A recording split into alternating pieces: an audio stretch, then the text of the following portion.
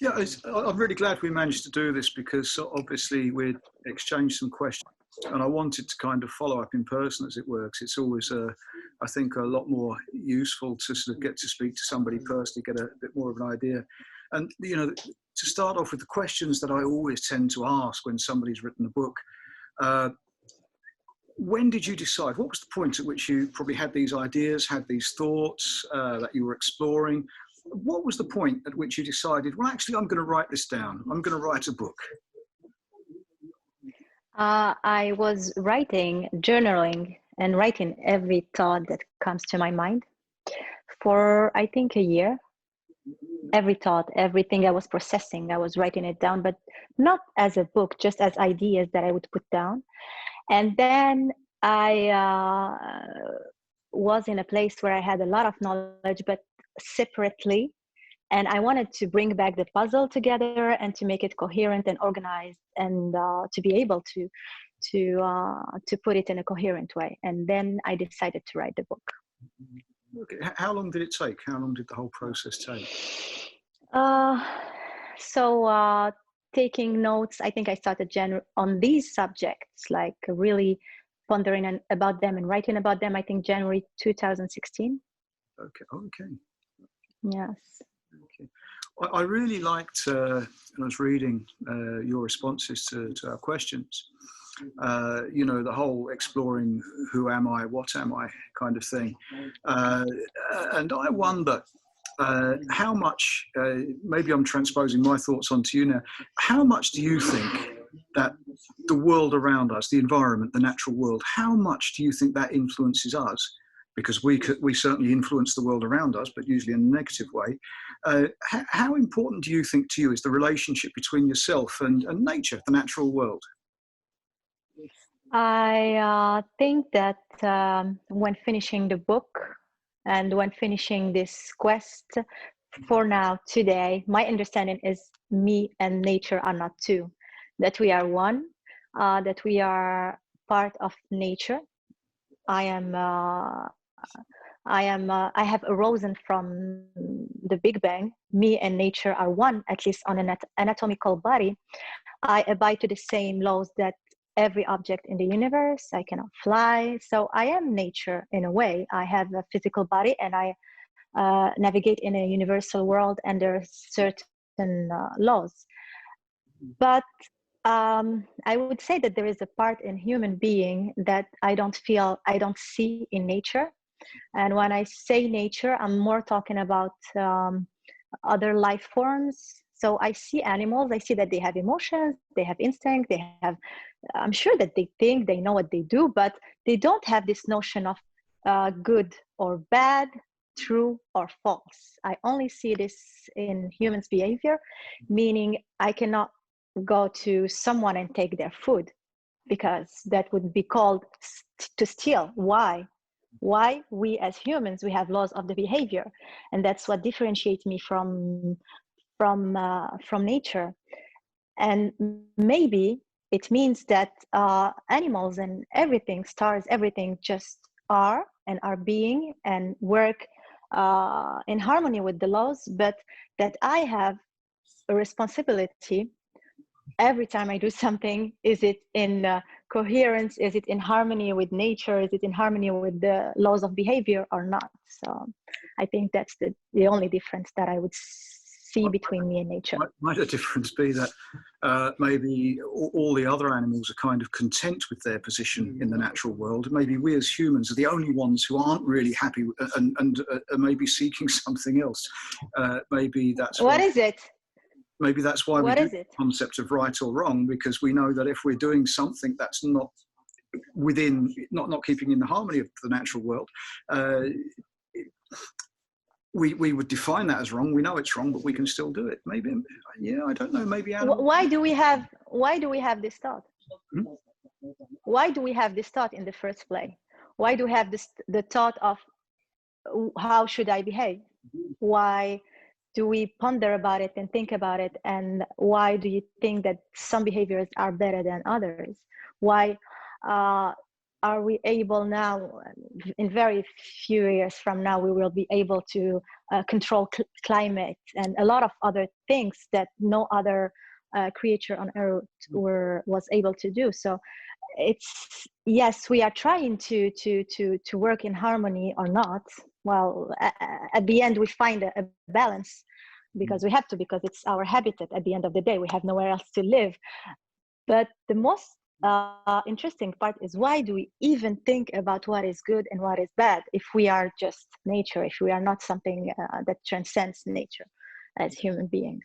Maybe I often think that as human beings, we're driven a lot more by our imagination than other living creatures are. I think that maybe imagination is something which they don't have time or luxury for, but we are driven by it. And, you know, with imagination comes ambition, with ambition comes, you know, breaking the rules and maybe pushing things to an unnatural place. I don't know, that's just my thoughts. And having read what you had written in response to the questions, I wanted to ask that question. Yeah, okay. Yes. Can I just ask you, I could see from you know, from the video on Facebook that you keep yourself in very good shape. How important is that to you? So I think that we have a physical body, and that we think that our genes, sometimes, like, we think that our genes or our age or our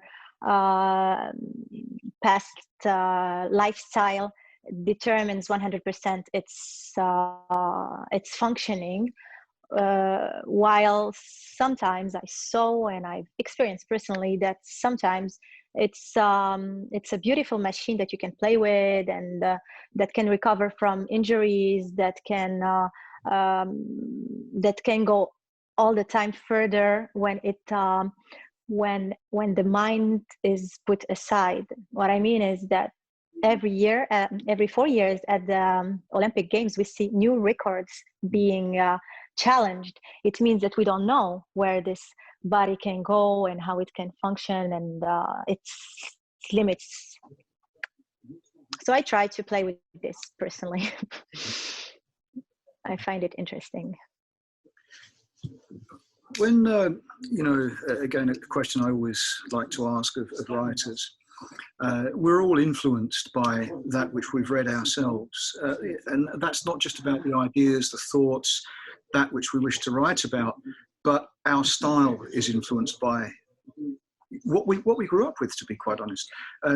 You yourself, where did you kind of first realize that books were, because sadly these days not everybody reads books every day, but those who write do tend to read books a lot. When did you kind of first develop, you know, if you like, a fascination or a love of the printed word? I remember from my very early age, I would write mostly poems or nice things like that, nothing philosophical. But so it was easy for me when I grabbed a pen to write things that are more that are outside of my like you said, where I grew up and how I thought.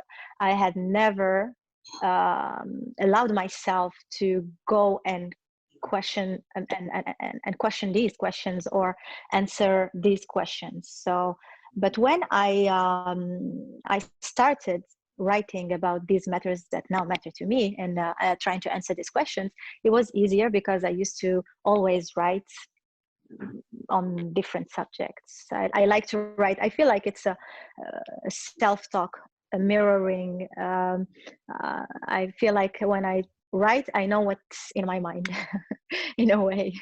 An observation about Morocco here.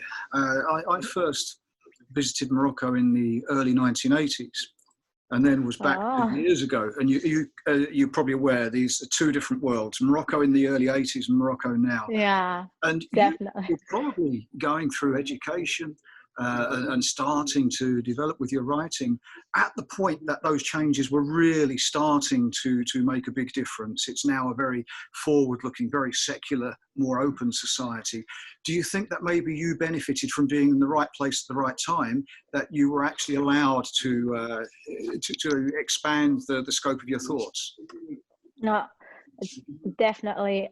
And I would not only say Morocco, I would say like any conditioning you come from, like um, I feel like people now are more ready to be open-minded and to talk about different things. And when you say things, they don't feel like threatened by your point of view. They're more like just open, and they see it. They don't reject it.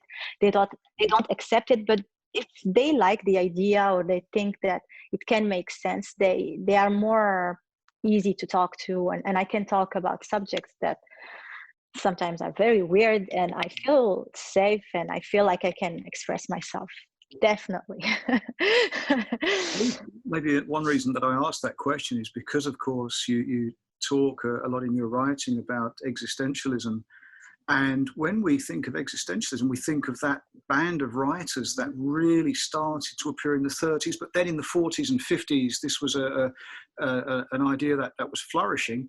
And where did it find a kind of roots, if you like? Resistance. Tangier. It was those early writers, Burroughs, Kerouac, Ginsberg, etc. It was in Tangier, in Morocco, where they found they could come together and actually express themselves. And I'm wondering if this is history repeating itself now. Well, so part of the who am I, when I say who am I or what am I, I'm not talking about Mouna. Obviously, I'm talking about the human being, this existence, the soul, awareness, everything. But it really helped me to not really know my origins as Mouna. Like, am I, do I have like Jewish background or Muslim background? Am I Berber or Arab? Or, you know, it was every time someone, where are you from? So it's very difficult to trace my origins as Mouna, as my person. And I find that it threatens the identity of Mouna. And it's good, because then you're like, but at the end of the day, I don't know, really, I cannot trace back. There is not something solid. And that's what Morocco is about too. So it's very Amazigh, Arabs, it's very mixed. So it's very hard to find your identity. When the ego goes at the summum, like it happened to me, and it wants, I am this, and you're like, but I am not really this, I'm not really that. So it helps, yes.